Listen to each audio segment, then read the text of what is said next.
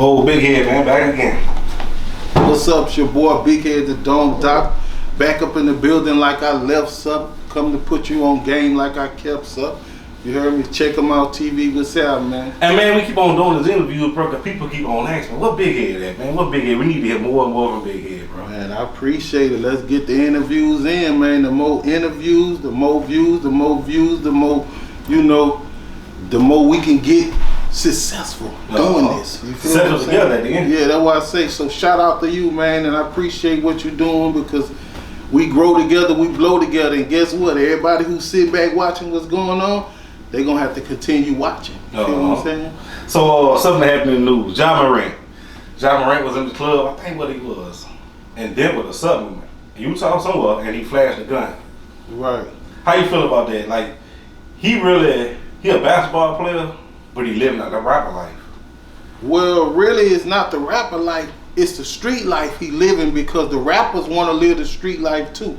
But what I feel, how I feel about the Ja Morant situation, shout out to Ja Morant. I think he's a good basketball player. He's great. He's a superstar when it comes to being on the court. But what I think is something that I had said long ago, that the sports is going to be the next place that's going to be tore down by black violence and senseless acts and, you know, things like that. And by Ja Morant being such a big star, he is the one they picked. Mm-hmm. You know, I ain't going to say the devil and bring all that in. I'm going to just say the system.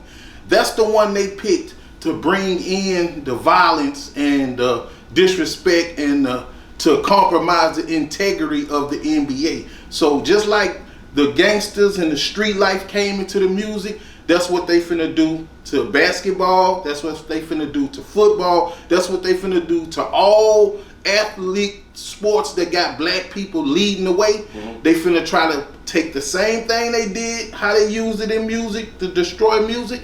They gonna destroy black people in the NBA the same way. And he just first. Because if you notice, bro, like, I'm not gonna blame Gotti or Moneybagg Yo and them or nobody like that, but if you notice, they brought him a chain to the game. You feel what I'm saying? And they brought him a chain to the game. Now keep in mind, at this point in time, they had some real serious gangster things going on that they was involved in, but they still took time out to bring this man a chain to the game to let the world know that he was connected with them. So after they did that, next, now you want to be a gangster. I'm knowing that Yo Gotti and them telling you, bro, that ain't the way. That's what they should be telling you. I know for sure, young boy telling him, bro, that ain't the way. Yeah. You feel what I'm saying? So, you know, hopefully he don't be a sacrifice for the one that, you know, that can be the image of the NBA. Because the image finna change from a dark-skinned, bald-head man to some other type of looking guy. Yeah, so it can be him, but they want to destroy him before he actually becomes the face of the NBA by doing things like that. So Ja Morant, bro, get it together, bro, because they got a lot of people struggling, and you know, tomorrow, what happened yesterday can never change tomorrow, but what you do today can. So all you got to do, bro, is just focus on your career, your people, and helping your situation and your environment and your surroundings. That way, you know, when you do things like that, everybody won't point the finger at you and try to X you out. They'll understand you just a young man doing what young men do. And if you want to be brave, you feel what I'm saying? Like, everybody wasn't brave. Everybody ain't come from the streets. Everybody ain't tough. Everybody ain't hard. So sometimes when you get the attention, you have to turn towards that. You know, same thing as Jay Prince Jr. and, you know, his brother. Mm-hmm. Like, they knew that they didn't have to be that way, but when everybody, all that pressure on you, and people come at you like you soft because of who you kin to or how you got into it, you might want to turn and reflect an image of being hard or tough or something. Because I believe Ja Morant killed somebody on the basketball court. Like that. I don't see that. That's how serious the system will take it. You know, like, I mean, I don't think he'll do it on a basketball court, but I think he'll be out in the club. Nah, I think he'll do it on the court because that's where they wanted it. You remember Above the Rim? Yeah. Yeah, how they did all that hooping just to blast something on the court. Yeah, I think that'll happen in real life. You remember last Boy Scout football? He was running, and I think that was supposed to be a pro movie based on he running, niggas tackling him, trying to tackle him. Yeah. He shoot one of them. Yeah, so like I say, they just trying to bring that into the forefront to destroy the black man. Shout out to the Mexicans because they coming up next. Mexicans is in basketball now, in football now, in baseball. Well, they've been in baseball, but they've been in all these other. They getting in all these other sports now and being real great and becoming superstars. Why? Because they finding a way to destroy the black strong athletes and the ones that really can do it. They condemning them some kind of way. So shout out to the Mexicans. Y'all up next. But see, let's think back. Ja Morant. Well, no, let me take it back over here first. See, most kids they aiming to be a rapper. Right. I would see why most kids are aiming to be a basketball player at the end of the day, because you could get $200 million in 5 years if you go over there. But I'm glad you said that, my man, because it starts with young, elementary school, middle school, high school. But see, the struggle and poverty is so real, they done made it a little too expensive.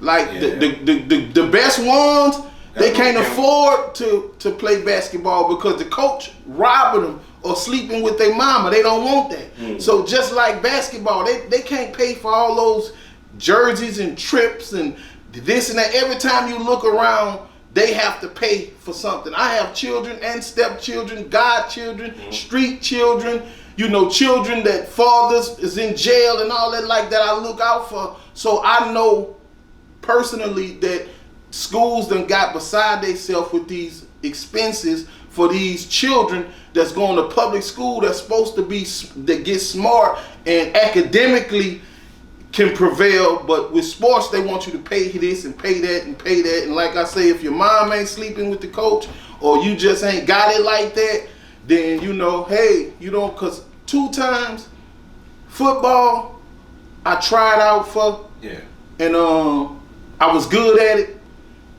Boxing, I tried out at it and was good at it.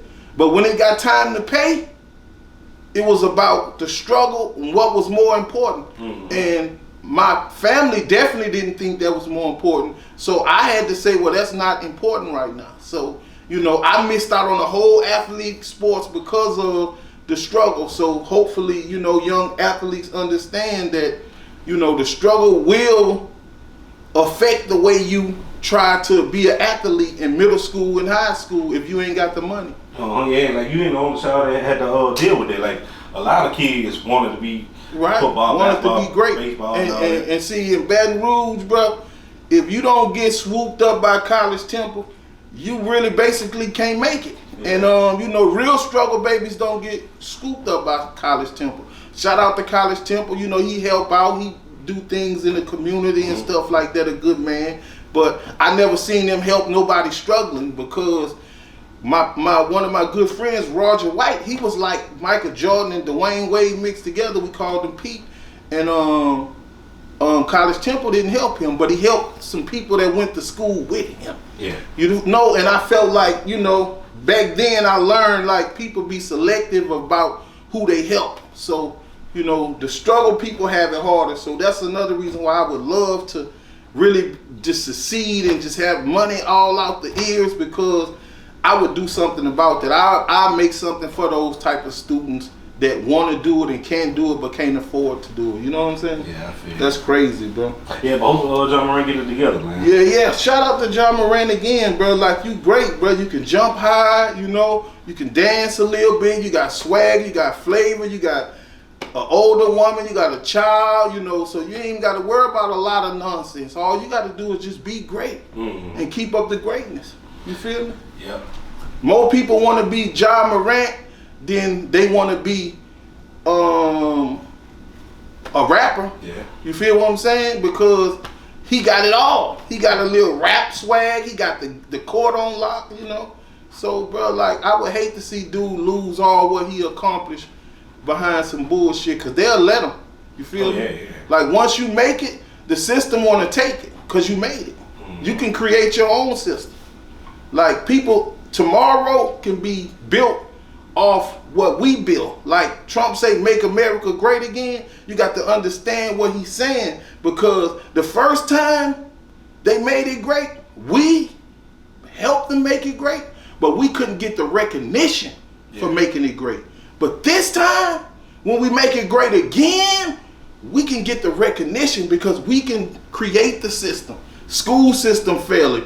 The black people can create a system that's not failing. You feel what I'm saying? If healthcare failing, create something that's not failing. Change the system by creating it. Take the money you may earn, you can't take with you when you die, and create something that's working. And that's how you change the system. You feel me? I feel you.